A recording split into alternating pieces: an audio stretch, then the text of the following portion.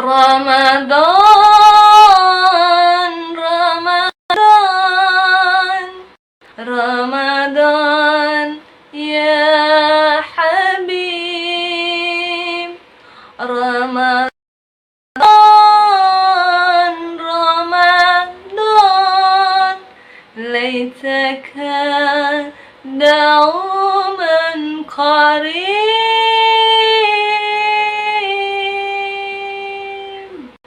Assalamualaikum warahmatullahi wabarakatuh.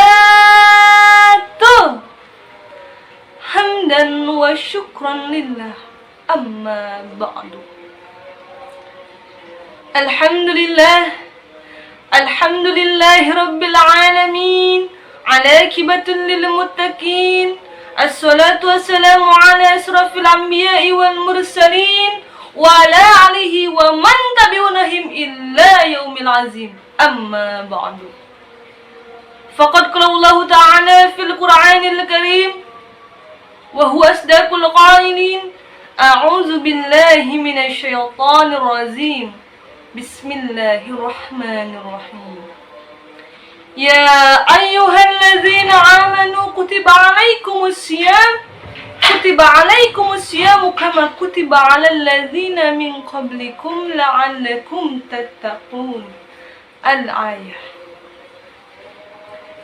Puja dan puji syukur marilah kita panjatkan kehadirat Allah yang Maha Ghafur, yang telah memberikan kita beribu-ribu kenikmatan yang tiada terhitung dan tiada terukur. Di antaranya nikmat iman, Islam, serta sehat walafiat, sehingga kita semua dapat berkumpul dan bertemu kembali dengan bulan suci Ramadan yang mulia ini.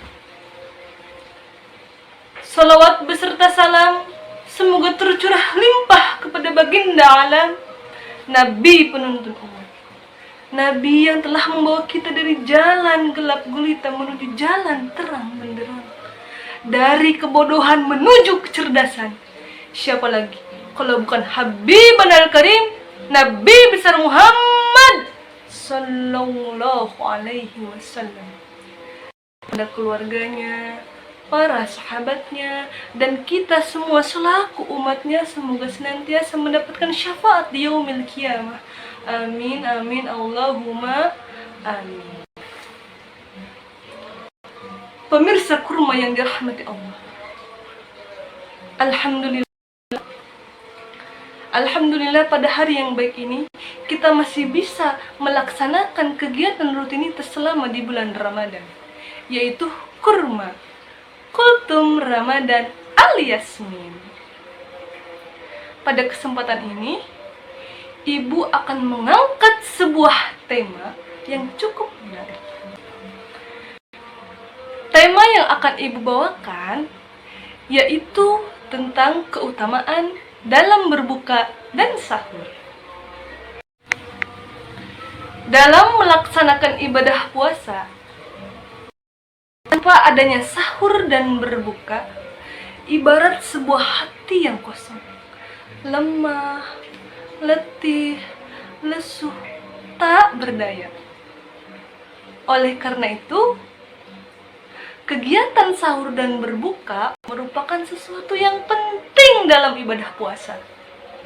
Mungkin di antara kalian sudah ada yang mengetahui apa saja keutamaan dalam berbuka dan sahur. Atau mungkin ada juga yang belum mengetahui apa saja keutamaan dalam berbuka dan sahur. Oleh karena itu, mari kita kupas bersama-sama. Ada 6 keutamaan dalam berbuka. Yang pertama, berbuka merupakan keberkahan bagi mereka yang menjalankan ibadah puasa. Kenapa? Karena kita bisa membayangkan bagaimana perih dan sakitnya mereka menahan lapar dan haus seharian, kemudian tidak menemukan santapan makanan yang harus mereka makan.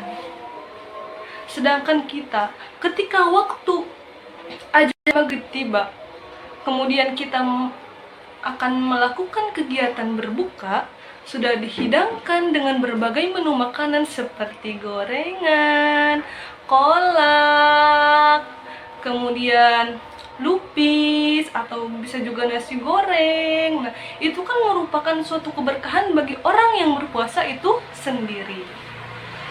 Nah, itu untuk yang pertama. Yang kedua, menyegerakan waktu untuk berbuka. Kenapa orang yang berpuasa diwajibkan untuk menyegerakan waktu berbuka? Karena ibadah puasa bukanlah ibadah atau ajang tempat berlomba-lomba dalam menahan lapar dan haus. Karena kata Nabi, manusia akan senantiasa berada dalam kebaikan selama ia menyegerakan waktu berbuka. Oleh karena itu, kita harus bersikap adil terhadap diri kita. Mata lelah, maka kita harus tidur. Perut lapar, maka kita harus makan. Kita harus bisa bersikap adil menempatkan sesuatu pada tempatnya. Itu untuk yang kedua. Yang ketiga, seseorang yang berbuka puasa, sebelum melaksanakan berbuka puasa, maka dia diwajibkan untuk berdoa. Apa doanya? Bismillahirrahmanirrahim. Allahumma laka sumtu wa bika amantu wa ala rizkika afdartu birahmatika ya arhamar rahimin. Amin. Kalau misalkan kalian lupa, bisa membaca basmalah. Atau misalnya ketika kita makan, kita lupa nih untuk berdoa. Aduh, gimana ya? Tadi langsung makan aja karena keburuan lapar gitu. Langsung makan. Nah, kalau misalkan kita ingatnya di tengah-tengah kita makan, maka kita bisa membaca Bismillahi awalahi wa akhirahi. Maka kata Nabi, ada 3 doa yang tidak akan ditolak oleh Allah Subhanahu wa ta'ala. Yang pertama, doa pemimpin adil. Yang kedua, doa seseorang yang sedang berpuasa kemudian dia berbuka. Doa yang ketiga adalah doa orang yang terzolimi. Oleh karena itu, ketika kita akan berbuka puasa, maka perbanyaklah untuk berdoa. Karena Allah sangat mencintai orang-orang yang senantiasa memohon ampun, bersimpuh dan berdoa kepadanya. Itu untuk yang ketiga. Yang keempat, ketika kita berbuka puasa, utamakan menyantap makanan yang ringan. Jangan langsung memakan makanan yang berat. Kenapa? Karena kita sudah menahan lapar dan haus selama seharian penuh. Karena kebiasaan Nabi, ketika beliau berbuka dengan kurma basah sebelum melaksanakan ibadah sholat. Bila tidak ada kurma basah, maka beliau berbuka dengan kurma kering. Dan bila tidak ada kurma kering, maka beliau berbuka dengan meminum seteguk air. Kita harus bersikap adil terhadap diri kita. Kenapa? Karena kita sudah menahan lapar dan haus harian penuh. Jangan siksa diri kita dengan memakan makanan yang asam, kemudian pedas, itu akan menyiksa lambung. Dan yang kelima, menggunakan waktu sebelum berbuka dengan hal-hal yang baik atau yang positif. Kita sudah melaksanakan sahur, kemudian tiba waktu azan subuh, kemudian tiba waktu zuhur, tiba waktu asar, lalu tibalah waktu maghrib. Nah, sebelum menjelang maghrib, seharian penuh apa yang harus kita lakukan?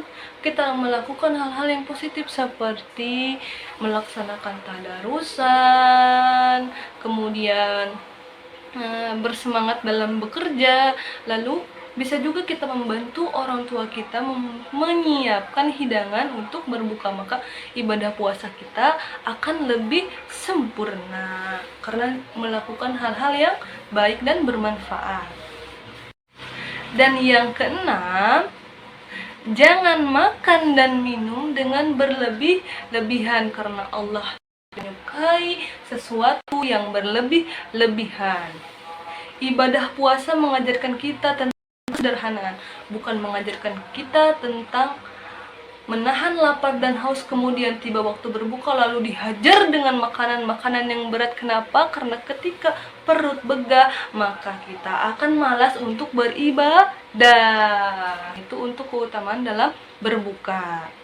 Nah, sekarang ada keutamaan dalam syahur. Ada 4 keutamaan dalam syahur. Nah, yang pertama, waktu yang tepat untuk memohon ampun.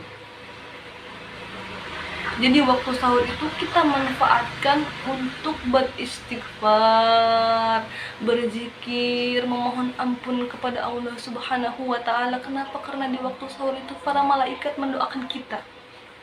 Itu yang pertama. Yang kedua, di dalam sahur ada keberkahan. Maka kata Nabi, makan sahur adalah makan yang penuh berkah. Maka kita jangan pernah meninggalkannya walaupun hanya meminum seteguk air. Karena Allah dan para malaikatnya bersolawat kepada orang-orang yang makan sahur. Nah, itu untuk yang kedua. Yang ketiga, waktu sahur merupakan beda antara ibadah puasa kita dengan ibadah orang Yahudi dan Nasrani.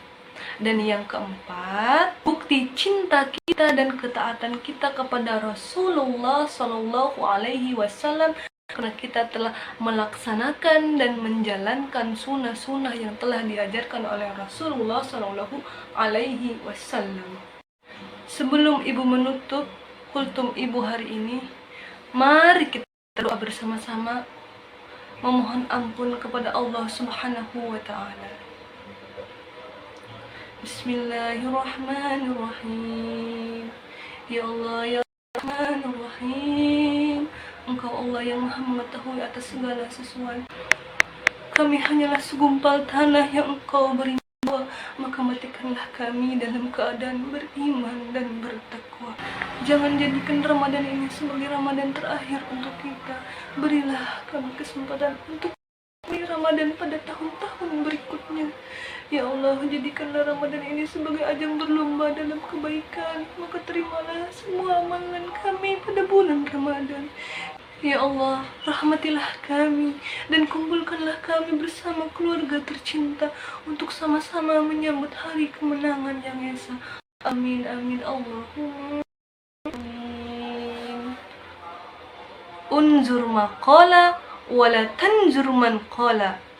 Usikum wa nafsi bitaqwallah. Assalamualaikum warahmatullahi wabarakatuh.